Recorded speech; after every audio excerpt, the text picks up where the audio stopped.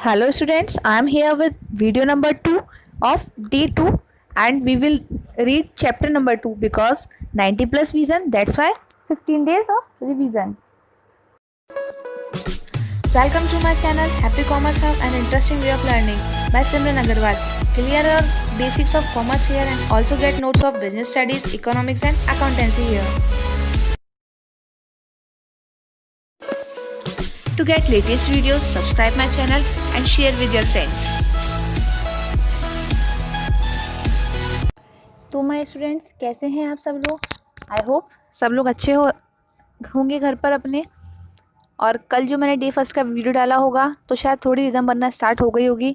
I hope आपको chapter number 1 समझ में आया हो। इफ़ नहीं आया है या उस चैप्टर में कोई प्रॉब्लम है या फिर किसी और चैप्टर में आपको प्रॉब्लम है और अब आप चाहते हैं कि पहले वो प्रॉब्लम सॉल्व की जाए तो आप उस वीडियो में या फिर इस वीडियो में कमेंट में मुझे बता सकते हैं। यहाँ पर आज हम स्टार्ट करेंगे आपका chapter number 2। Chapter number 2 pattern वही रहने वाला है। पहले मैं ये बताऊंगी कि चैप्टर में हमने क्या क्या पढ़ा था और उसके बाद हम चैप्टर के मोस्ट पॉइंट्स को शॉर्ट में रिवाइज करेंगे। ओके, सो स्टार्ट करते हैं। देखिए हमारे पास क्या क्या था। प्रबंध प्रक्रिया का अर्थ और विशेषताएं। चैप्टर का नाम ही था प्रबंध प्रक्रिया या कार्य, प्रबंध की भूमिका एवं स्तर। फर्स्ट पॉइंट था हमारे पास प्रबंध प्रक्रिया अर्थ या विशेषताएं। सेकंड पॉइंट की बात करें तो प्रबंध के कार्य, जिसमें आपको अलग अलग जो प्रबंध शास्त्री थे उन्होंने प्रबंध के कार्य को किन किन भागों में बांटा है उनको बताने के बाद कॉमन रूप से 2 भागों में बांटा था, प्रमुख कार्य और सहायक कार्य। प्रमुख कार्य में हमारे पास थे नियोजन, संगठन, निर्देशन, नियंत्रण और एक यहाँ पर मिसिंग है समन्वय। सहायक कार्यों में हमारे पास था निर्णय, नियुक्तिकरण, नवाचार या नवप्रवर्तन, संप्रेषण और प्रतिनिधित्व। उसके बाद पॉइंट नंबर 3 की बात करें तो प्रबंध की भूमिका, यानी कि एक संस्था में मैनेजर्स प्रबंधक क्या क्या भूमिका निभाते हैं उसके बारे में हमने यहाँ पर बात की थी। अंतर्व्यक्तिक भूमिका, जिसमें 3 उसके सब पॉइंट से, सूचनात्मक भूमिका उसके भी 3 सब पॉइंट से और लास्ट थी निर्णयात्मक भूमिका जिसके 4 आपके सब पॉइंट से। लास्ट था आपका प्रबंध के पदानुक्रम, यानी कि प्रबंध के पदानुक्रम के अंतर्गत मैनेजर किस किस लेवल पर होते हैं और वो क्या क्या काम करते हैं उनके बारे में आपको डिस्क्रिप्शन में बताया गया था। 3 तरह के लेवल थे, उच्च स्तर, मध्यम स्तर और निम्न स्तर। आगे वाली स्लाइड्स में मैं आपको अच्छी तरीके से बताने वाली हूँ और रिवाइज करवाने वाली हूँ। साथ ही आप चाहें तो इनके स्क्रीनशॉट ले सकते हैं क्योंकि बिल्कुल ये शॉर्ट नोट्स है और प्रॉपर आंसर आपको कैसे लिखना है उसी अकॉर्डिंग है। बीच बीच में मैं वो क्वेश्चंस भी आपको जैसे जैसे डेटा आता जाएगा बताते जाऊंगी कि यहाँ पर क्या नया क्वेश्चन बन सकता है क्या नहीं, और लास्ट में मैं कुछ जो एक्स्ट्रा क्वेश्चन बनते हैं बुक के अलावा उनको भी आपको बता दूंगी। और लास्ट की जो स्लाइड होगी उसमें वो क्वेश्चन ही रहने वाले हैं। अपनी कॉपी और पेन साथ लेके बैठिएगा, जो भी पॉइंट आपको लगता है इंपॉर्टेंट है सेम टाइम आप उसको लिख लीजिए, क्योंकि अगर अभी आप सुनते हुए लिखेंगे तो आपको वो अच्छे से रिवाइज होगा। ठीक है, अगर फिर भी समझ में नहीं आता है तो वीडियो को आप बाद में वापस देखें और समझें। प्रबंध प्रक्रिया ये क्या होती है, सबसे पहले इसको हम रिवाइज करते हैं। प्रबंध किसी कार्य को करने अथवा कराने की एक निश्चित प्रक्रिया है। ये हमने पढ़ा था कि प्रबंध क्या करता है, कोई कार्य करवाता है और उस कार्य को करवाने की एक निश्चित प्रक्रिया उसकी होती है जो तब तक चालू रहती है जब तक कि पूर्व निर्धारित लक्ष्य प्राप्त नहीं हो जाते। यानी जो भी संस्था ने अपने लक्ष्य निर्धारित किए थे वो प्राप्त नहीं कर लेते तब तक प्रबंध प्रक्रिया निरंतर रूप से चलती रहती है। प्रबंध प्रक्रिया में कई चरण निहित होते हैं जो कि स्वतंत्र ना होकर एक दूसरे पर क्या होते हैं, अंतः निर्भर, यानी कि एक चरण के बिना दूसरा चरण संभव नहीं है और वो एक दूसरे पर अंतः निर्भर होते हैं तथा कई तत्वों से प्रभावित होते हैं। प्रबंध पूर्णतः प्रभावित होता है और प्रबंध की जो प्रक्रिया है वो भी कई तत्वों से प्रभावित होती है। योजना बनाने से क्रियान्वयन तक, कार्य का मूल्यांकन करने तक की प्रक्रिया में क्या प्रबंधक उद्देश्य निर्धारित करता है, उनका नियोजन, संगठन, नियुक्ति, निर्देशन, नेतृत्व, संप्रेषण, अभिप्रेरणा व नियंत्रण आदि कई प्रबंध के कार्य को निष्पादित करता है। इसे ही संयोजित या सामूहिक रूप से क्या कहा जाता है, प्रबंध प्रक्रिया। और यह प्रबंध प्रक्रिया ही क्या कहलाती है, मैनेजमेंट मॉडल, यानी कि आपका प्रबंध प्रतिरूप। वापस एक बार देख लेते हैं। प्रबंध प्रक्रिया में एक प्रबंधक उद्देश्य निर्धारित करता है, उसके बाद नियोजन, संगठन, नियुक्ति, निर्देशन, नेतृत्व, संप्रेषण, अभिप्रेरणा व नियंत्रण आदि कई प्रबंध के कार्यों को निष्पादित करता है। इसे ही संयोजित या सामूहिक रूप से प्रबंध प्रक्रिया वह है, यानी कि प्रबंध प्रक्रिया हम लोग कह सकते हैं। ओके, अब प्रबंध प्रक्रिया की विशेषता क्या क्या थी। प्रबंध प्रक्रिया की विशेषता आपको डिस्क्रिप्शन में वहां पर नहीं दी थी, एक एक लाइन में दी थी, उन्हीं एक एक लाइन को हमने शॉर्ट पॉइंट्स में यहाँ पर डिस्कस किया है। प्रबंध प्रक्रिया निरंतर और गतिशील है, कोई भी प्रक्रिया लगातार रूप से चलती रहती है, अतः प्रबंध प्रक्रिया भी निरंतर चलती रहती है। प्रबंध प्रक्रिया सार्वभौमिक है, जिस प्रकार प्रबंध सार्वभौमिक है उसी प्रकार प्रबंध की प्रक्रिया भी सार्वभौमिक है। इसका डिस्क्रिप्शन आपको एग्जाम में नहीं आने वाला, अगर फिर भी आता है तो जितना जो प्रबंध की विशेषता हमने पढ़ी थी सिमिलरली इसकी विशेषताएं भी वैसी ही हैं। प्रभावोत्तर एवं परिणाम प्रधान प्रक्रिया यानी कि प्रबंध प्रक्रिया भी क्या है, एक उद्देश्यपरक प्रक्रिया है। प्रबंध प्रक्रिया वातावरणीय तत्वों से प्रभावित होती है, जिस प्रकार से प्रबंध वातावरण से प्रभावित होता है उसी प्रकार प्रबंध प्रक्रिया भी वातावरण से प्रभावित है। अब इसके बाद आपकी बुक में आपको क्या दिए गए थे, प्रबंध प्रक्रिया में बहुत सारे कार्य शामिल करे गए थे जिनको अलग अलग प्रबंध कार्य के जो विद्वान थे उन्होंने बताया, जैसे रॉल्स डेफिस का था, ब्रेक, हेनरी फ्योल, लिंडाल उर्विक, इन सबके अलग अलग कार्य थे। पर बेसिकली अगर शॉर्ट में क्वेश्चन पूछा जाता है तो वो लोग फोकस करते हैं मोस्टली लूथर गुलिक पर, ठीक है, क्योंकि लूथर गुलिक ने जो कार्य बताए थे उनके लिए एक वर्ड बोला गया था पॉस डिकॉर्ब। क्या वर्ड था, पॉस डिकॉर्ब, ठीक है। शॉर्ट क्वेश्चन बन सकता है कि लूथर गुलिक के द्वारा प्रबंध के कार्यों के लिए क्या शब्द दिया गया है, तो आप लोग लिखेंगे पॉस डिकॉर्ब, PESDCORB, ठीक है। पॉस डिकॉर्ब को डिफाइन कैसे है, P for planning, O for organising, S for staffing, D for direction, CO for coordination और R for reporting and last है B फॉर बजट। अधिकतर अगर क्वेश्चन पूछा जाता है तो लिंडाल उर्विक के ही आपसे क्या करे लूथर गुलिक के ही आपसे क्या करे जाते हैं, कार्य पूछे जाते हैं। अब हम बात करेंगे प्रबंध प्रक्रिया में कौन कौन से चरण शामिल हैं। प्रबंध प्रक्रिया में बहुत सारे कार्य शामिल हैं, किंतु इन कार्यों के संबंध में विद्वानों के बीच मतभेद है। कुछ किसी को इंपॉर्टेंट मानते हैं और कुछ विद्वान किसी और कार्य को इंपॉर्टेंट मानते हैं। इस अकॉर्डिंग देखा जाए तो प्रबंध के कार्यों की सूची क्या हो जाएगी, बहुत लंबी। बिल्कुल सीधी सी बात है, क्योंकि हर किसी विद्वान का अलग अलग मत है, परंतु बहुत ज्यादा शोध कर जो निष्कर्ष निकाले गए उनके अनुसार प्रबंध कार्यों को मुख्यतः दो भागों में बांटा गया है, प्रमुख कार्य और सहायक कार्य। ओके, हमें अगर एग्जाम में आता है प्रबंध के कार्य का बड़ा क्वेश्चन, तब हमें किस प्रकार से डिफाइन करना है, आपको पहले ऊपर ये लिखना है कि प्रबंध प्रक्रिया में बहुत से कार्य शामिल है। इसका आप स्क्रीनशॉट लेकर रख लीजिए, या फिर जिस प्रकार जैसे वीडियो चलती जा रही है आप उस टाइम अपने कॉपी में इसको नोट डाउन करते रहिए। साथ ही अगर आपको जो ये वीडियो इसका प्रॉपर PDF चाहिए तो वो मेरे टेलीग्राम चैनल पर आपको मिल जाएगा, जिसका लिंक मैं आपको इस वीडियो के डिस्क्रिप्शन में अवेलेबल करवा दूंगी। ओके, अगर आपने चैप्टर फर्स्ट की वीडियो नहीं देखी है तो आप मेरी 15 डेज विजन वाली प्लेलिस्ट में जाकर देख सकते हैं। वहाँ पर आपको नेक्स्ट जो 13 दिन की वीडियोज आने वाली है वो उस प्लेलिस्ट में आपको वहाँ पर मिलने वाली है। प्रबंध के कार्य में प्राथमिक कार्य और उनको हम क्या कह सकते हैं, मुख्य कार्य, और द्वितीय कार्य और सहायक कार्य। नियोजन, संगठन, निर्देशन, नियंत्रण और समन्वय, ये 5 कार्य होते हैं आपके प्राथमिक यानी कि बेसिक मुख्य कार्य, मेन जो काम प्रबंधक का होता है वो। और इनकी सहायता के लिए जो काम किए जाते हैं वो है निर्णयन, नियुक्ति, नवाचार, संप्रेषण, प्रतिनिधित्व। हो सकता है ये ज्यादा भी हो, बट हमें यहाँ पर हमारे सिलेबस के अकॉर्डिंग ये 5 पढ़ने हैं। प्रतिनिधित्व से आशय नेतृत्व से है। ओके, फर्स्ट है प्राथमिक या प्रमुख कार्य। प्रबंध के प्रमुख कार्य गहन विश्लेषण के बाद निम्न बताए गए हैं। फर्स्ट है नियोजन। सबसे पहले कोई भी प्रबंधक क्या करता है, नियोजन करता है। नियोजन क्या होता है, किसी भी चीज को हम भविष्य में किस प्रकार करेंगे उसकी पहले ही रूपरेखा तैयार कर लेना नियोजन कहलाता है।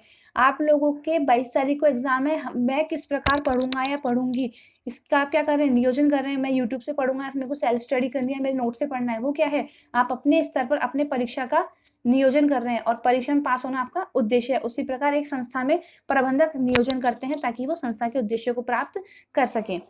नियोजन का अगर क्वेश्चन आता है तो हम कैसे लिखेंगे शॉर्ट में, कि नियोजन सामान्य शब्दों में किसी भी कार्य को भविष्य में किस प्रकार किया जाना है कि रूपरेखा बनाना ही नियोजन है। आई थिंक ये चैप्टर इतना इंटरेस्टिंग है कि आपको इसको लर्न करने की जरूरत कहीं है नहीं। नियोजन नाम से पता चल रहा है, पहले से योजना बनाना, कितना सिंपल है।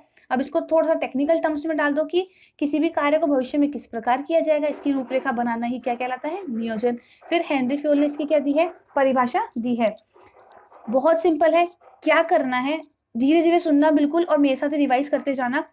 क्या करना है, कब करना है, किस प्रकार किया जाना है का पूर्व निर्धारण ही नियोजन कहलाता है।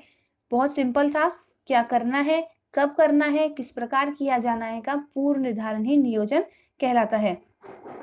प्रबंधक इस कार्य योजना के साथ इस हेतु आवश्यक साधनों यथा विधियों, कार्य पद्धतियों, नियमों, कार्य प्रणाली, समय व बजट का भी अग्रिम निर्धारण करते हैं।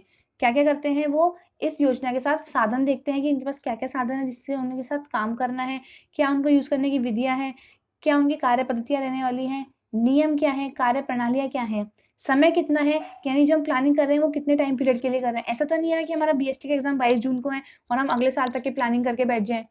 ओके, बजट, हमारे पास बजट कितना है, ये भी एक बहुत मेन फैक्टर होता है। नियोजन कार्य के प्रमुख घटक, आपसे ये भी पूछे जा सकते हैं 1 मार्क क्वेश्चन में कि नियोजन कार्य के घटक बताइए क्या क्या है। उद्देश्य सबसे पहला, उसके बाद नीतियां, कार्य विधियां, प्रविधियां, फिर रीतियां। कुछ लोग नीतियां और रीतियां में कंफ्यूज हो सकते हैं, ध्यान रखना नीतियां भी हैं और रीतियां भी हैं। नियम, कार्यक्रम और व्यू रचना, प्रमाप या मापदंड, समय, बजट, ये सब क्या है इसके मुख्य घटक हैं। ये आपसे शॉर्ट क्वेश्चन में पूछा जा सकता है। इसके बाद बात आती है संगठन की। नियोजन के बाद दूसरा कार्य संगठन होता है। संगठन में क्या करते हैं? प्रबंधक प्लानिंग तो कर रहा है पर वो काम किससे करवाएगा? कर्मचारी से तो करवाएगा, और किस प्रकार करवाएगा, ठीक है, इन सब का निर्धारण संगठन में किया जाता है। नियोजन के बाद दूसरा कार्य है संगठन। ध्यान रखिएगा प्रबंध के जो मुख्य कार्य हैं वो नंबर वाइज चलते हैं।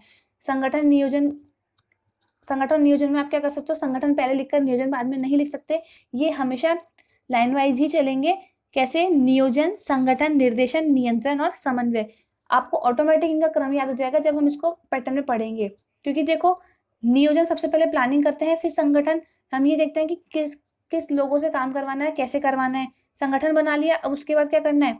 निर्देशन, की लोग कैसे काम करेंगे, उनको निर्देश देना, फिर उनके ऊपर नियंत्रण करना कि वो सही काम कर रहे हैं नहीं, और इन सबको जोड़ के रखने के लिए क्या जरूरी है? समन्वय।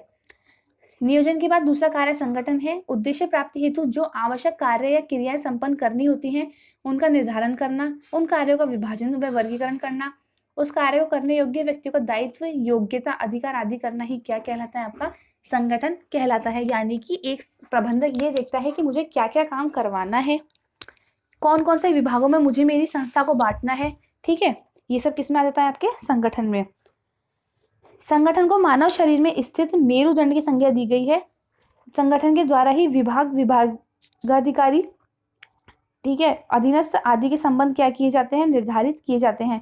आप संगठन में ही देखते हैं कि मैं किस किस ब्लॉक में या किस किस सेक्टर में मेरे संगठन को बांटने वाला हूँ, कौन कौन से पद मेरी संस्था में रहने वाले हैं, कितने ग्रुप में बनाने वाला हूँ। इसके बाद थर्ड पॉइंट आता है आपका निर्देशन। निर्देशन क्या होता है? प्रबंध का प्रमुख कार्य है निर्देशन। प्रबंध के इस कार्य में अधीनस्थों का मार्ग प्रशस्त करना और उनकी क्रियाओं की देखरेख करना शामिल होता है। जिस प्रकार रेफरी द्वारा सीटी बजाए बिना खेल आरंभ नहीं होता, उसी प्रकार प्रबंधकों द्वारा अपने अधीनस्थों को दिशा प्रदान किए बिना निर्धारित लक्ष्यों की प्राप्ति नहीं हो सकती। ऑफकोर्स ये बात है ना, आप 10th के बाद 11th में आए, आपने अपनी स्ट्रीम चूज की, अब अगर आपको कोई पढ़ाएगा ही नहीं तो आप ऑटोमेटिक, ऐसा हो सकता है क्या कि सीखकर अपने हिसाब से एग्जाम दे लो? नहीं हो सकता ना। वैसे अगर आपने संस्था में किसी कर्मचारी को रखा तो वो क्या काम कर सकता है खुद से? वो नहीं कर सकता, क्योंकि उसे पता ही नहीं है। हालांकि उसमें ये काबिलियत है कि उसे जॉब मिली, पर उसे पता तो नहीं है ना कि इस ऑफिस में मुझे रहकर किस पोस्ट पर काम करना है और क्या काम करना है। एक बार तो जो भी संस्था है उसके मैनेजर को उसे बताना ही पड़ेगा कि हमने आपको किस काम के लिए रखा है और आपको किस प्रकार से काम करना है। निर्देशन में अधिकारी अपने अधीनस्थों को कोई कार्य कैसे करना है यह बताते हैं तथा कार्य उचित रूप से करवाते हैं। इसके निर्देशन के प्रमुख घटक क्या क्या हैं? अनुशासन, आदेश निर्देश, अधिकारों का भारार्पण, संप्रेषण, अभिप्रेरण, नेतृत्व, पर्यवेक्षण आदि निर्देशन के प्रमुख घटक आपसे पूछे जा सकते हैं। देखो, कर्मचारी काम करेंगे तो उनमें क्या रहना चाहिए? अनुशासन, आदेश निर्देश, अधिकारों का भारार्पण, यानी कि जो मैनेजर्स हैं वो क्या करते हैं? अपने जो भी उनके सबऑर्डिनेट्स होते हैं उनको अधिकारों का प्रत्यायोजन कर देते हैं।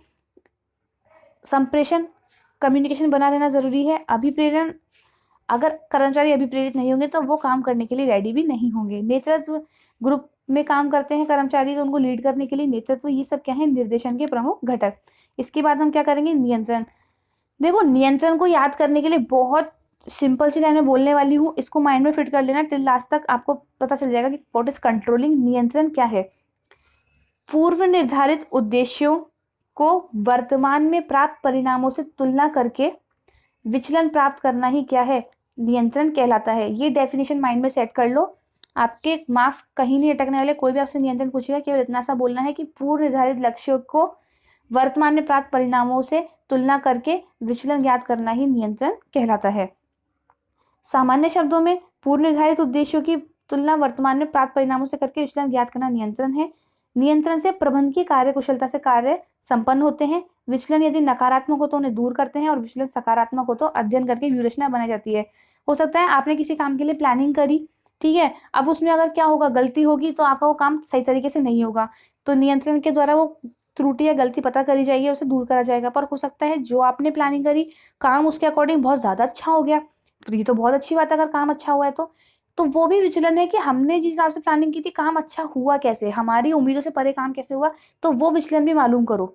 जैसे मान लो कि आपने क्या करा, होप रखी कि यार मेरे 80 मार्क्स बीएसटी में आएंगे, ठीक है, अब क्या हुआ, मार्क्स आए 95, ठीक है, अब आप क्या करोगे, यार मेरे 95 कैसे आए, तो आप पता करोगे ना कि ठीक है यार मैंने वो वाली बुक यूज़ की थी, या फिर मैंने उन टीचर का वीडियो देखा था, या फिर मैंने एक्स्ट्रा स्टडीज़ की थी, या फिर मैंने बिल्कुल शॉर्ट नोट्स में मेरे नोट्स प्रिपेयर किए थे। तो आप ये तैयारी करोगे कि यार मैंने ऐसा क्या करा कि मेरे 15 मार्क्स एक्स्ट्रा है, और उसी स्ट्रेटजी को आगे फॉलो करोगे। वैसा ही नियंत्रण में एक प्रबंधक करता है। नियंत्रण प्रक्रिया में 4 तत्वों का समावेश होता है। इसको नियंत्रण की प्रक्रिया भी आप कह सकते हैं। और ध्यान रखिएगा, प्रक्रिया अगर कभी भी आती है तो आपको हमेशा इसी साइकिल में उसे बनाना है, क्योंकि प्रक्रिया कभी भी रुकती नहीं है, वो निरंतर रूप से चलती रहती है। नियंत्रण प्रक्रिया के 4 तत्व हैं। कौन कौन से? प्रमाप का निर्धारण करना, यानी स्टैंडर्ड मेंटेन करना। जैसे आपने क्या करा, आपने अपना लक्ष्य रखा कि मेरे को 19 मार्क्स तो बीएसटी में लाने ही लाने हैं, तो आपने क्या कर दिया, प्रमाप का निर्धारण। कार्यों का मूल्यांकन में परिणाम विवरण तैयार करना। इसके अंदर क्या करेंगे, आप अपने जो भी काम होते जा रहे हैं, जैसे आप पढ़ाई करते जा रहे हो, उनका मूल्यांकन भी साथ में करते जाओगे। फिर लास्ट में आपके मार्क्स कितने आए, 95, तो वास्तविक परिणामों को आपने सोचे कितने थे, 90, तो आप उनका कंपैरिजन करोगे कि यार मेरे 5 मार्क्स एक्स्ट्रा क्यों आए, त्रुटि मालूम करोगे, क्लियर। और उसके बाद विचलनों के आधार पर क्या करोगे, संशोधन। यही 90 की जगह कितने 80 मार्क्स आए होते, तो अब तो आपके पास ऑप्शन नहीं है बोर्ड के एग्जाम में कि आप 90 मार्क्स को वापस आपके कम कैसे है ये सोच सको, बट फ्यूचर के लिए तैयार हो ही जाओगे। तो क्या करना, उन त्रुटियों पर काम करना। बहुत छोटी सी इसकी प्रोसेस है। प्रमाप का निर्धारण करना, कार्यों का मूल्यांकन करना, वास्तविक परिणामों का प्रमापों से तुलना करना, विचलन ज्ञात करना और विचलन के आधार पर संशोधन करना। इस पॉइंट को आप एक और बढ़ा सकते हो, जैसे आपका जो यहाँ पर ये लिख रहा है विचलन ज्ञात करना, इसको आप क्या कर सकते हो, एक और नया पॉइंट बना सकते हो कि वास्तविक परिणामों का प्रमाप परिणामों से तुलना, फिर एक पॉइंट में क्या लिख सकते हो आप, विचलन ज्ञात करना, क्लियर। इसके बाद है आपका समन्वय वाला पॉइंट।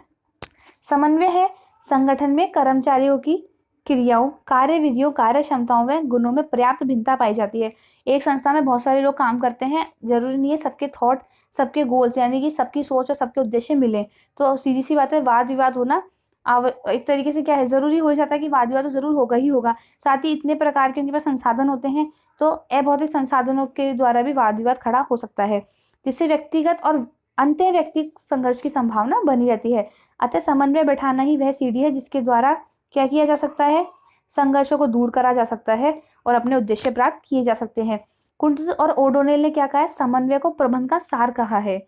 ध्यान रखना, ये क्वेश्चन पूछा जा सकता है कि कुंटज और ओडोनेल ने समन्वय को क्या बताया है, या फिर ये भी क्वेश्चन पूछा जा सकता है कि समन्वय को प्रबंधन का सार किसने कहा है, तो आप क्या लिखेंगे, कुंटज ओडोनेल।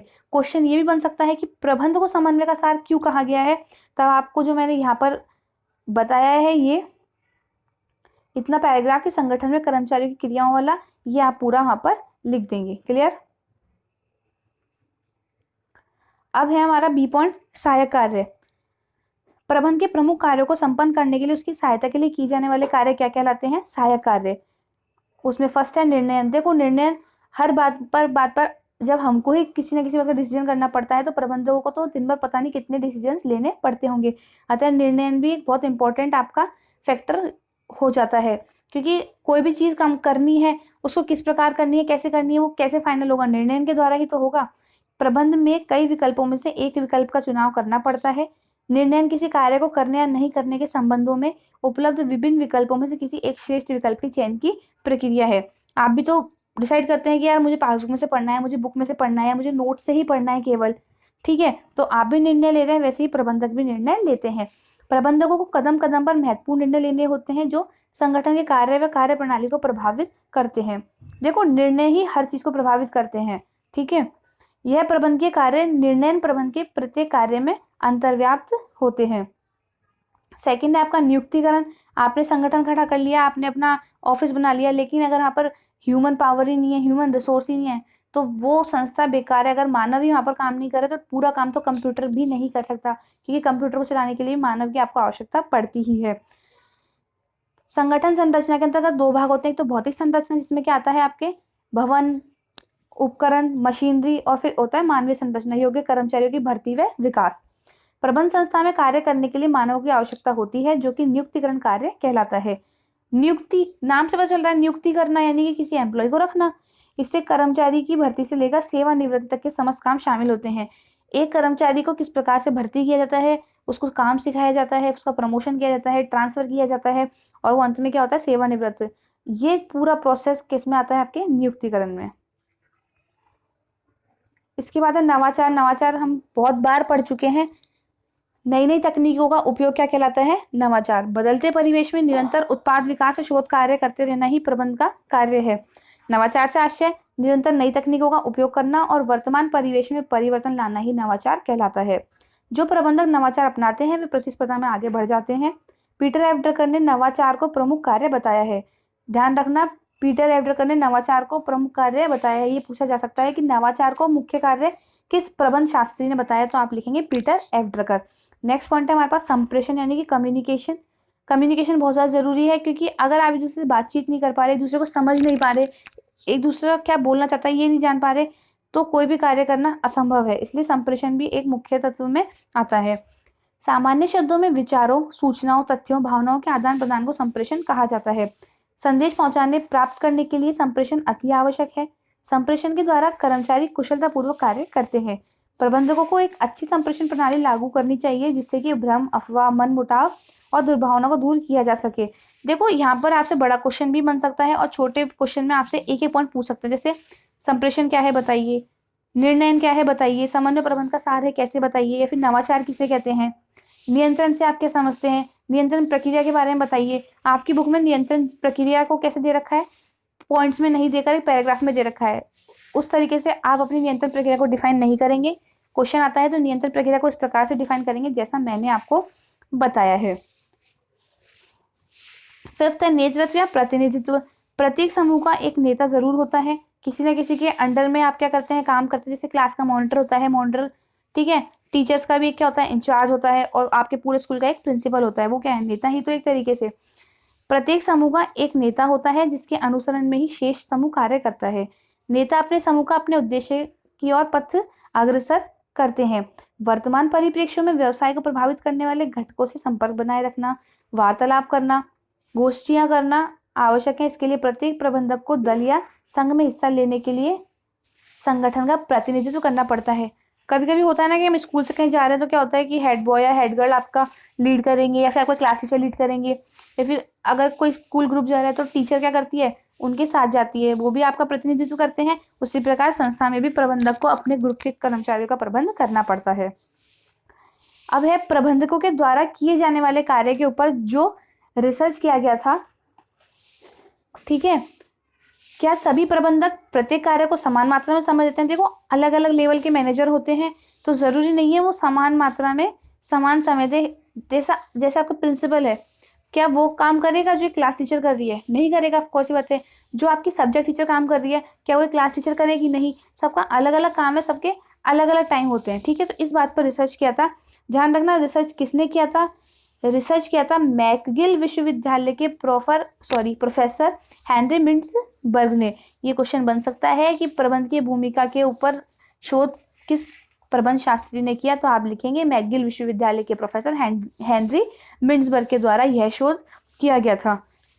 इन्होंने विभिन्न क्रियाओं का अध्ययन करके बताया कि प्रबंध के प्रत्येक स्तर के साथ कार्य पर दिया जाने वाला समय प्रबंध के स्तर के साथ बदलता रहता है। कैसे? उच्च स्तर के प्रबंधक किस पर ध्यान देते हैं? नियोजन, प्लानिंग पर अधिक ध्यान देते हैं, ठीक है। मध्यम स्तर के प्रबंधक ध्यान देते हैं निर्देशन, नेतृत्व, समन्वय और संप्रेषण पर। और निम्न स्तर के जो प्रबंधक होते हैं वो किस पर ध्यान देते हैं? निर्देशन। देखो जो मध्य स्तर के होते हैं वो निर्देशन देते हैं निम्न स्तर वालों को, निम्न स्तर वाले जो अपने अंडर में होते हैं उनको। अभिप्रेरणा, पर्यवेक्षण पर अधिक समय दिया जाता है। अब है आपका प्रबंधकीय भूमिका। ये एक इंपॉर्टेंट क्वेश्चन है आपका, प्रबंधकीय भूमिका के बारे में बताइए। देखो यहाँ पर ये टर्म्स आपसे क्या क्या पूछ जा सकती हैं। यहाँ पर आपको 3 तरह की प्रबंध की भूमिका दी गई है, अंतर्वैयक्तिक, सूचनात्मक और निर्णयात्मक। आपसे ये पूछा जा सकता है कि अंतर्वैयक्तिक भूमिकाओं के अंतर्गत आने वाली भूमिकाएं बताइए, या फिर उनके अंतर्गत जो भूमिकाएं आ रही हैं उनके बारे में पूछा जा सकता है। क्लियर। टोटल हमारे पास कितनी है? 3, 3, 6 और 4, 10, टोटल 10 भूमिकाएं, और आपको बिल्कुल अच्छे से वो क्लियर होनी चाहिए माइंड में। ऐसा नहीं कि मुखिया की भूमिका को आप प्रसारक में लिख दो या प्रसारक को आप प्रवक्ता में लिख दो। प्रबंध की भूमिका का आशय प्रबंध के व्यवहार और व्यवहारों के समूह तथा कार्य व क्रियाओं के समूह से है, जिसकी अपेक्षा समाज या संगठन उससे करता है और उसके अनुरूप प्रबंधक उनसे व्यवहार करता है या भूमिका निभाता है। मिन्सबर्ग ने प्रबंधकों की 10 तरह की भूमिकाओं को वर्णन किया है और उनके ऊपर सब जो मेन टाइटल उनकी वो 3 भूमिकाएं हैं। प्रबंध की भूमिका,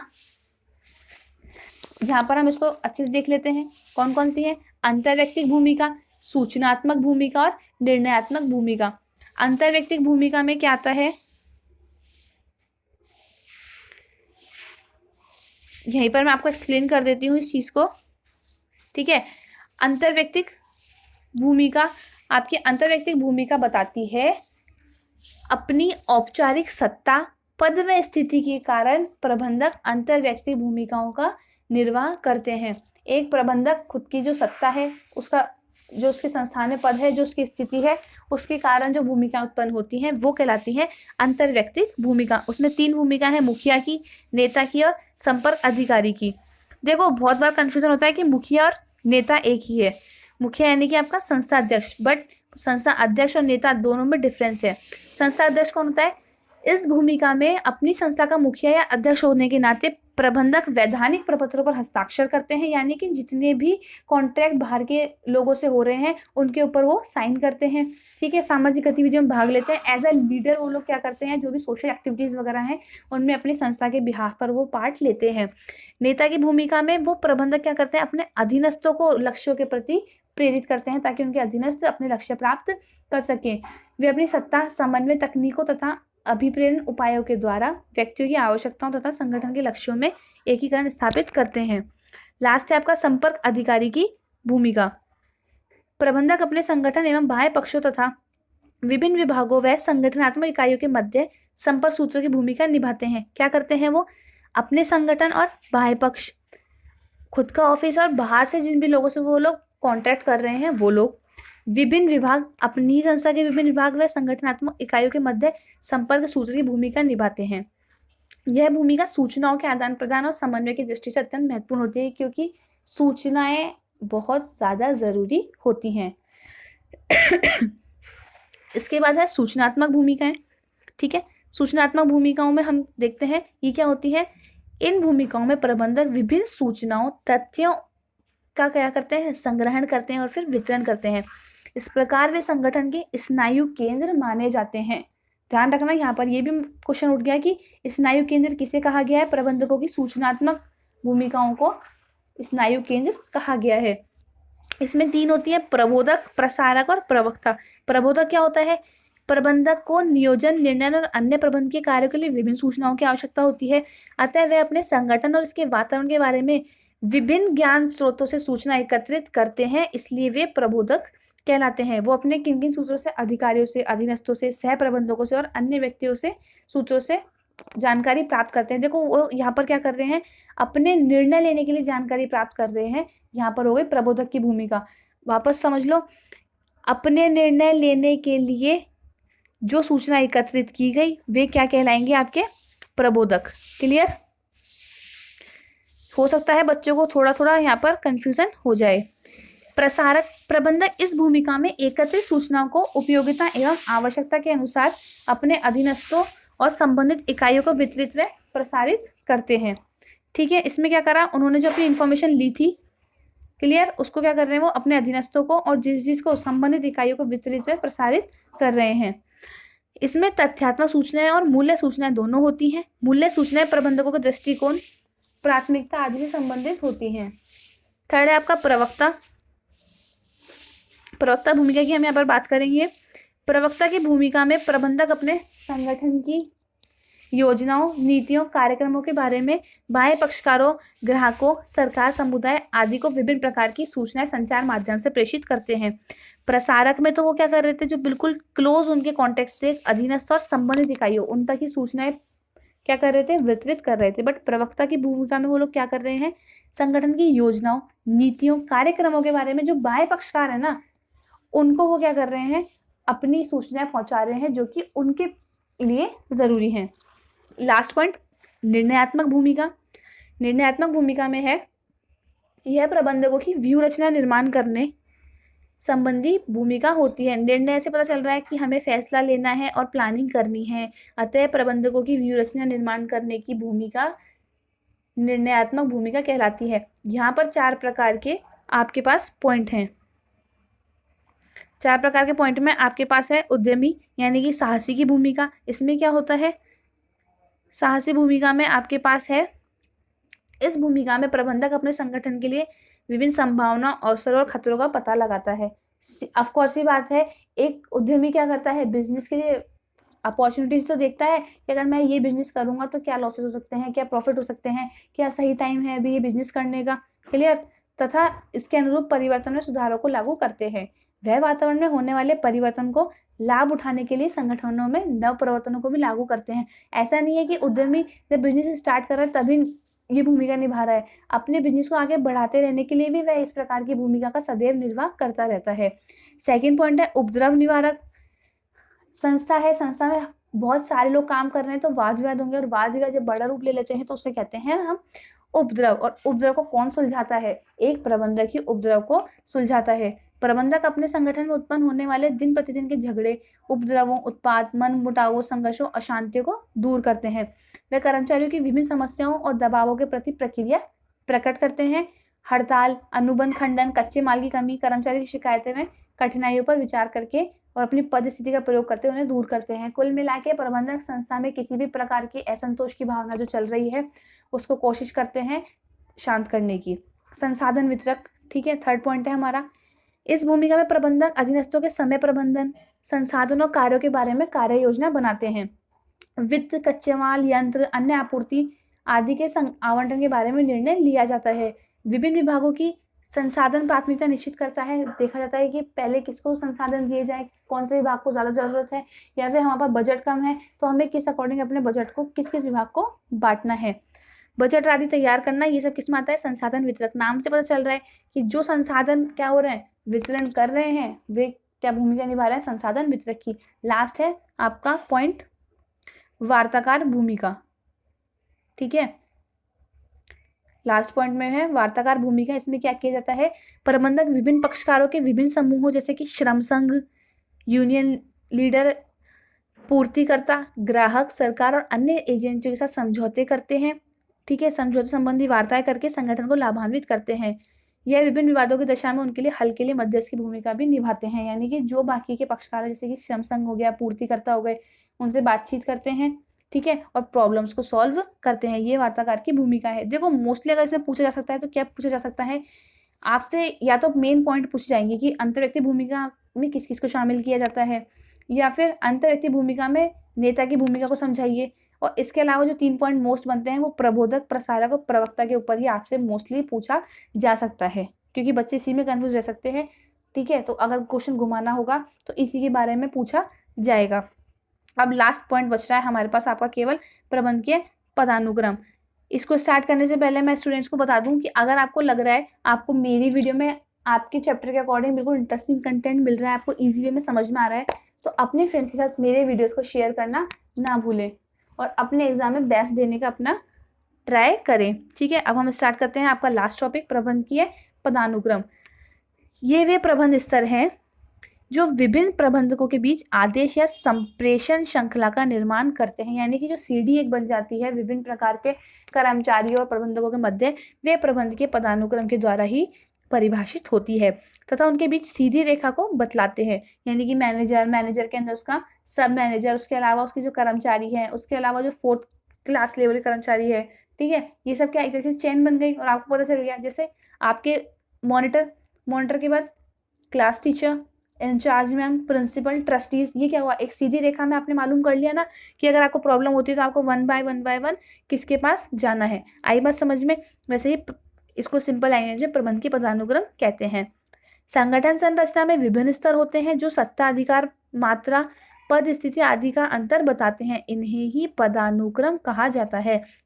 बहुत छोटा सा है। संगठन संरचना में विभिन्न स्तर होते हैं जो सत्ता, अधिकार, मात्रा, पद, स्थिति आदि का अंतर बताते हैं। इन्हें पदानुक्रम कहा जाता है। पदानुक्रम की स्थिति विभिन्न घटकों, व्यवसाय का आकार, प्रकृति, प्रबंधकों की क्षमताएं, अधिकारों के केंद्रीकरण विकेंद्रीकरण की स्थिति पर निर्भर करता है। हर चीज किसी न किसी घटक से इफेक्टिव होती है। यहाँ पर पदानुक्रम की परिस्थिति किस किस से इफेक्ट हो रही है? व्यवसाय के आकार, प्रकृति, प्रबंधकों की क्षमता, अधिकारों का केंद्रीकरण विकेंद्रीकरण आदि। क्लियर? अब है आपका प्रबंधकीय पदानुक्रम। देखो आपकी जो प्रबंधकीय पदानुक्रम दे रखा है पूरा देखा जाए ना तो एक तरीके से निबंध के रूप में दे रखा है। उसको पढ़ोगे तो बहुत ज़्यादा कंफ्यूज हो जाओगे। इससे अच्छा है कि हम बिल्कुल उसको शॉर्ट वे में तैयार कर लें। हाँ, यहाँ पर क्या क्या क्वेश्चन बन सकता है? यहाँ पर क्वेश्चंस बन सकते हैं कि मध्यम स्तरीय प्रबंधक में हम किन किन प्रबंधकों को शामिल करते हैं, या फिर उच्च स्तरीय प्रबंधक में कौन कौन शामिल है, प्रथम स्तरीय प्रबंधकों में कौन कौन शामिल है। इसके अलावा उच्च स्तरीय प्रबंधक किसे कहा गया है, वे क्या काम करते हैं, मध्य स्तरीय प्रबंधक क्या काम करते हैं और निम्न स्तरीय प्रबंधक क्या काम करते हैं। क्लियर? ये क्वेश्चन बेसिकली यहाँ पर आपका बन जाता है। प्रबंधकीय पदानुक्रम को पिरामिड के आकार में श्रेष्ठ रूप में वर्णित किया जा सकता है क्योंकि नीचे की ओर जाने पर कर्मचारियों की संख्या बढ़ती है। देखो ये भी पूछा जा सकता है कि प्रबंधकीय पदानुक्रम को पिरामिड की शेप में ही क्यों डिफाइन करते हैं, क्योंकि सीधे पिरामिड में आपका जो लास्ट लेवल होता है वो नीचे होता है, उसमें ज़्यादा कर्मचारी होते हैं। दूसरी बात ध्यान रखना, अगर बड़ा क्वेश्चन आता है तो आपको आपकी बुक के अकॉर्डिंग प्रेजेंट नहीं करना, आपको उसको इस तरीके से ट्राइंगल बनाकर ही क्या करना है, प्रेजेंट करना है। ये ट्राइंगल आपको अभी हाफ दिख रहा है, बट जैसे जैसे मैं स्क्रॉल करूंगी ऊपर आपको पूरा प्रॉपर ही दिख जाएगा और आप उसको अपनी कॉपी में बनाना ना भूलें। एग्जाम में आता है कि क्या प्रबंधकीय पदानुक्रम के बारे में बताइए, तो ये डायग्राम बिना सोचे समझे आपको बना देना है। आइदर वो 2 मार्क्स में 3 मार्क्स में जो भी आपका पैटर्न है उसमें आता है, आपको क्या करना है, सीधे से बना देना है, बिल्कुल भी नहीं सोचना है। लिखने की बजाय अगर आप ये बनाओगे तो मच बेटर आपका इंप्रेशन वहाँ पर एग्जामिनर पर पढ़ने वाला है। प्रबंधकीय पदानुक्रम को पिरामिड वाला ये तो हमने रीड कर लिया, ठीक है। इसके बाद हम प्रबंधकीय पदानुक्रम देखते हैं। सबसे पहले कौन होते हैं, नियोक्ता या अंशधारी, जो मेन होते हैं कंपनी के ओनर से एक तरीके से। फिर आता है उच्च स्तरीय प्रबंध। उच्च स्तरीय प्रबंध में हम किसको रखते हैं, संचालक मंडल, मुख्य कार्यकारी अधिकारी जिसको हम बोलते हैं बेसिकली CEO, और अधिशासी अधिकारी। क्लियर? उसके बाद हम बात करते हैं मध्य स्तरीय प्रबंधक की। इसमें क्या होता है, 4 होते हैं, क्षेत्रीय, मंडल, विभागीय और संयंत्र। क्षेत्रीय यानी कि आपने अपनी जो भी संस्था है उसको किसके क्षेत्र में बांटा है, ज्योग्राफिकली। मंडल यानी कि उसके अंडर में, जैसे कि एक शहर में आपके कितने मंडल हैं। फिर विभाग, आपके मान लो एक ही बिल्डिंग की बात करें तो उसमें आपने कितने विभाग बनाए हैं और उस विभाग में भी कितने संयंत्र काम कर रहे हैं। तो क्षेत्रीय प्रबंधक, मंडल प्रबंधक, विभागीय प्रबंधक और संयंत्र प्रबंधक, ये चारों आते हैं आपके मध्यम स्तरीय प्रबंधकों में। लास्ट है आपका प्रथम पंक्ति या फिर निम्न स्तरीय प्रबंधक। इसमें कौन कौन आते हैं, एक शाखा को मैनेज करने वाले, ब्रांच मैनेजर्स, शाखा प्रबंधक, अनुभाग प्रबंधक, पर्यवेक्षक प्रबंधक और फॉरमैन दल नायक। क्लियर? इनको आपको याद करना ही है, ठीक है। इसमें बिल्कुल कंफ्यूज नहीं होना है और इस डायग्राम को आप अच्छे से माइंड में सेट कर लेना। देखो कितना छोटा सा है। उच्च स्तर में 3 संचालक मंडल, CEO तो हम बेसिकली जनरल नॉलेज में भी कितनी बार आता है कि इस कंपनी का CEO कौन है, ध्यान आ गया। CEO भी लिखोगे ना तो मार्क्स नहीं कटेंगे, ठीक है। मुख्य कार्यकारी अधिकारी, चीफ एग्जीक्यूटिव ऑफिसर, अधिशासी अधिकारी, क्षेत्रीय प्रबंधक, क्षेत्र के बाद आता है मंडल, मंडल के बाद आता है विभाग और विभाग के बाद संयंत्र, ठीक है। या फिर आप इसको ऐसे भी याद कर लो शॉर्ट में कि क्षेत्रीय S, मंडल M, विभाग V और अगेन S, SMVS, क्षेत्रीय, मंडल, विभाग, संयंत्र। देखो जब भी कोई चीज़ याद ना हो तो कोशिश करो कि उसके आप क्या बना लो, न्यूमोनिक्स बना लो, ताकि न्यूमोनिक्स जरूरी नहीं है कि बहुत अजीब सी हो। अगर आप उसको फनी वे में भी याद करो तो हमें तो याद होने से मतलब है, ठीक है। आप कुछ भी करो लेकिन इस चीज़ को अच्छे से याद करो, और वो अपना अपना तरीका हर स्टूडेंट का अलग अलग हो सकता है। अब यहाँ पर कितना इजीली है कि SMVS, क्षेत्रीय, मंडल, विभागीय और संयंत्र, यहाँ से हमें याद आ ही जाएगा। आगे हमें वर्ड क्या लगाना है, प्रबंधक। क्लियर? उसके बाद है शाखा, अनुभाग, पर्यवेक्षक और फॉरमैन दल नायक। तो शाखा, अनुभाग, पर्यवेक्षक और फॉरमैन, ठीक है, SAPF, ठीक है। इसको भी आप आराम से लर्न कर सकते हो, या फिर कुछ इसको स्पेलिंग बना के कर लो अगर आपको लगता है तो। सेपेफ किसका है? आपके प्रथम पंक्ति का। SMVS मध्यम स्तरीय। क्लियर। अब इसके बाद हम पढ़ने वाले हैं उच्च स्तरीय प्रबंध में किस किस को शामिल किया जाता है और उच्च स्तरीय प्रबंध में कौन कौन आते हैं। उच्च या शीर्ष पदों पर क्रियाशील प्रबंधकों का समूह उच्च स्तरीय प्रबंध कहलाता है। बहुत अच्छे से आप इसको क्या करो, पढ़ लो वापस। उच्च या शीर्ष पदों पर क्रियाशील प्रबंधकों का समूह उच्च स्तरीय या उच्च प्रबंध कहलाता है। इस स्तर के प्रबंधकों को मुख्य अधिशासी कहा जाता है। अब इनके कार्य क्या क्या होते हैं वो आप देख लो अच्छे से। लिंगिस्टन ने 3 मुख्य कार्य बताए हैं। ठीक है, ये भी आपसे पूछा जा सकता है कि उच्च स्तरीय प्रबंधक के लिंगिस्टन के द्वारा बताए गए कार्य लिखिए। निर्णयात्मक, मंशा जानना और न्याय संबंधी कार्य। आपको डिफाइन नहीं करना, इनको केवल इतना ही लर्न करना है। ओके, निर्णयात्मक, मंशा जानना और न्याय संबंधी कार्य। इसके अलावा उच्च स्तरीय प्रबंधक क्या क्या सहायक कार्य करते हैं आपकी बुक में 10 पॉइंट्स से। क्लियर। आपको 10 नहीं कर रहे, आप 5 कर लो, बहुत है। ठीक है। उद्देश्य और नीतियों की व्याख्या। जो मेन मैनेजर्स होते हैं, ओनर्स होते हैं, वही उद्देश्य नीति बनाते हैं। आवश्यक आदेश निर्देशों का प्रसारण, बजट का अनुमोदन, योजना और परिणामों की जांच करना, उपक्रम में दीर्घकालीन स्थायित्व लाना, ये सब काम किसके हैं? ये सब उच्च स्तरीय प्रबंधकों के सहायक कार्य के अंतर्गत हम लेते हैं। इसके बाद है मध्यम स्तरीय प्रबंधक। मध्य स्तरीय प्रबंधक से आशय उस स्तर से है जो उच्च और निम्न स्तर के मध्य होता है। यानी कि देखा जाए तो ये क्या, एक कनेक्टिविटी पॉइंट है किस किस का? आपके उच्च स्तर का और निम्न स्तर का। मेन पॉइंट कौन सा आ गया आपका? मध्य स्तरीय। नाम से पता चल रहा है मध्य, जो 2 चीजों के बीच में है वो मध्य। मुख्य कार्य क्या क्या है? क्रियात्मक व परिचालन प्रबंधक को सब में आपके मुख्य कार्य दे रखे हैं और सहायक कार्य दे रखे हैं। बस यहाँ पर कोई ऑथर नहीं, और उच्च स्तर में हमारे पास ऑथर था। उच्च वर्ग व निम्न वर्ग के मध्य समन्वय। बीच वाले क्या करते हैं? उच्च वर्ग वालों से इंफॉर्मेशन लेते हैं और नीचे वालों को देते हैं। नीचे वालों की प्रॉब्लम्स पूछते हैं और ऊपर वालों को देते हैं। तो ये क्या करते हैं? नीचे वाले और ऊपर वाले, यानी कि आपके निम्न स्तरीय और उच्च स्तरीय के मध्य कनेक्शन बनाने का काम करते हैं। अन्य कार्य में इनके पास क्या क्या है? इनके पास है नीतियों की व्याख्या करना। भाई आपके जो अपर लेवल के थे मैनेजर्स, उन्होंने क्या करा? नीतियां बना दी। अब उनकी व्याख्या कौन करेगा? मध्य स्तर के प्रबंधक। कार्य संचालन हेतु विस्तृत निर्देश देना। ऊपर वाले केवल एक गाइडलाइन दे देते हैं, उस गाइडलाइन को डिस्क्रिप्शन में बताना किसका काम है? मध्य स्तर वालों का। दैनिक कार्य की प्रगति का मूल्यांकन। अब ओनर्स के पास इतना टाइम तो नहीं है कि वो डेली आकर अपने उसमें देखें ऑफिस में कि मतलब एक एक जो एम्प्लॉय सही काम कर रहे हैं नहीं कर रहा, तो वो कौन करेगा? मध्यम स्तर के प्रबंधक। विभागीय कार्यों के समन्वय में सहयोग। हमारे पास क्या था कि विभागीय अध्यक्ष थे। ठीक है, तो वो क्या करते हैं? विभिन्न विभागों के मध्य समन्वय बिठाने का काम करते हैं। परिचालन कर्मचारियों को क्या करना? अभिप्रेरणा देना। उसके बाद है आपका प्रथम पंक्ति यानी लास्ट पर्यवेक्षी प्रबंध। इस स्तर का तात्पर्य उन कार्य करने वाले तथा नेतृत्व प्रदान करने वाले पदों से है जिनका कार्य मुख्यतः कर्मचारियों के कार्य का निरीक्षण व निर्देशन करना होता है। वापस समझ लो, इस स्तर का तात्पर्य उन कार्य करने या नेतृत्व प्रदान करने वाले पदों से है जिनका कार्य मुख्यतः कार्यकारी कर्मचारियों के कार्य का निरीक्षण व निर्देश करना होता है। बिल्कुल जो मेन काम होता है वो होता ही बिल्कुल लोअर लेवल पे है, जहाँ पर असली काम होने को देखने को हमें मिलता है। और उनका निरीक्षण करना भी किस में आता है? आपके प्रथम पंक्ति में। इसके मुख्य कार्य क्या है? योजना अनुसार कार्य करना। ऊपर वालों ने योजना बनाई, बीच वालों ने समझाई, अब काम करना किसका काम है? प्रथम पंक्ति वालों का। कार्यों में समन्वय स्थापित करना। बीच वाले विभागों में मध्य स्थापित कर रहे थे, समन्वय स्थापित कर रहे थे, और लोअर वाले क्या कर रहे हैं? कार्यों में समन्वय स्थापित कर रहे हैं। पर्यवेक्षकों तथा श्रमिकों की समस्याओं का निवारण करना। ये काम कौन करता है? जो बिल्कुल लोअर लेवल के आगे प्रबंधक होते हैं, वो पहली कोशिश तो ये करते हैं कि हमारे स्तर पर ही काम हो जाए। जैसे क्लास में अगर लड़ाई हुई तो मॉनिटर क्या करता है? वो ये ट्राई करता है कि मैं ही इस लड़ाई को सॉल्व कर दूं, बाद में मैं अपर लेवल पर जाऊं। अन्य कार्य संचालकीय योजना बनाना, कर्मचारियों के कार्यों की समीक्षा करना, कर्मचारियों की कार्यविधियों का ज्ञान करवाना, दैनिक कार्यों के प्रभाव पर नियंत्रण रखना और कर्मचारियों कार्यों का मूल्यांकन करना। ठीक है, आपकी बुक में यहाँ पर आपको 15 पॉइंट्स दे रखे थे। एडिशनल करना चाहो तो कर लो, वैसे ये 5-5 पॉइंट भी बहुत हैं, क्योंकि अगर बड़ा क्वेश्चन भी आता है तो आपके मार्क्स के अकॉर्डिंग आप इसको भी लिखोगे तो वो इनफ है।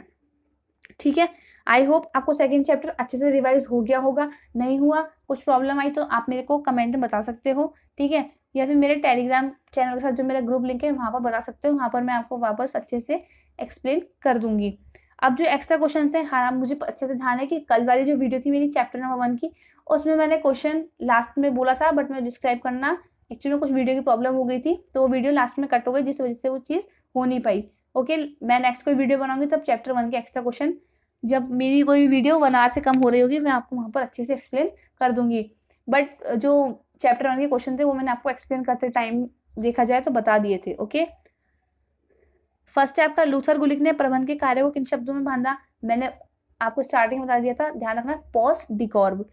नियोजन कार्य के प्रमुख घटक बताओ। यहाँ पर जो क्वेश्चन मैं आपको बताने वाली हूँ, इन सबको आंसर आपको मेरे जो अभी आपने नोट्स देखे इनमें आपको मिल जाएंगे, और इन नोट्स की PDF आपको चाहिए तो आप मेरे टेलीग्राम चैनल पर ज्वाइन करके वहाँ पर ले सकते हो। ध्यान रखना, संगठन को प्रबंध चिंतकों ने किसके समान बताया, शायद ध्यान आ गया होगा, मेरुदंड के समान। नियंत्रण से क्या आशय है, पूर्व निर्धारित उद्देश्यों को वर्तमान में प्राप्त परिणामों से तुलना करके विचलन ज्ञात करना क्या है, नियंत्रण। समन्वय को प्रबंध का सार किसने कहा है, कुंट्ज और ओडोनेल ने। नवाचार से क्या आशय है, ये तो बच्चों भी 11 से पढ़ते आ रहे हैं, आई थिंक ये मुझे बताने की नीड नहीं होनी चाहिए, ये आप खुद कर सकते हो। प्रबंध वास्तव में क्या कार्य करते हैं, इसका शोध किसने करा, हेनरी मिंट्सबर्ग ने। विभिन्न प्रबंध की भूमिकाओं को उल्लेख करो, हमने अच्छे से करा है अभी। प्रबंध के विभिन्न स्तरों का चित्र आप चार्ट द्वारा वर्गीकरण करो, वो पिरामिड वाला, ओके, भूलना नहीं है हमें। और तीनों स्तरीय प्रबंधकों के प्रमुख कार्य, अन्य कार्य बताइए। एक तरीके से बड़ा क्वेश्चन आपके बन सकता है। इसके अलावा आपको लगता है कि आपका कोई क्वेश्चन है जिसका आंसर आपको मेरी लैंग्वेज में चाहिए, तो आप मुझे कमेंट में बिना किसी टेंशन के लिख सकते हैं, आपको उसका आंसर नेक्स्ट वीडियो में मिल जाएगा। या फिर आपको सेम टाइम चाहिए तो आपको जो मैंने मेरा टेलीग्राम चैनल का लिंक दिया है, टेलीग्राम ग्रुप का लिंक दिया है, उसको आप ज्वाइन करो। आई होप वीडियो बहुत अच्छे से समझ में आया होगा। कल आपको टाइम पर आपके चैप्टर 3 की वीडियोस मिल जाएंगी। तब तक के लिए स्टे होम स्टे सेफ, पढ़ाई करते रहें, और कोई भी प्रॉब्लम आए तो शेयर करें। साथ ही मेरी वीडियो जो अपने फ्रेंड्स के साथ शेयर करना आप ना भूलें।